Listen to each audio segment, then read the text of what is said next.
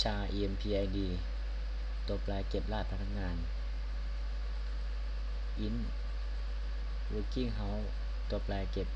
จำนวนชั่วโมงการทำงาน double house relate ตัวแปรเก็บอัตราค่าจ้างต่อชั่วโมง double total salary ตัวแปรเก็บรายได้รวม printf enter employee แสดงข้อความให้ผู้ใช้กรอกรหัสพนักงาน scanf %10s รับค่าพนักงานจากผู้ใช้ printf enter working hours แสดงข้อความให้กรอกจำนวนชั่วโมงการทำงาน scanf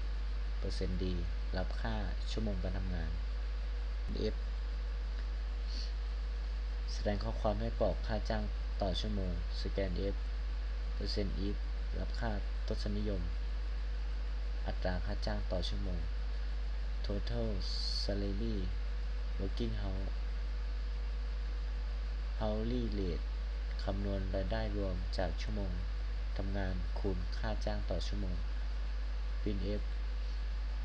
แสดงรหัสพนักงาน printf total salary เท่ากับ u %2f แสดงรายได้รวมโดยแสดงทศนิยม2ตำแหน่ง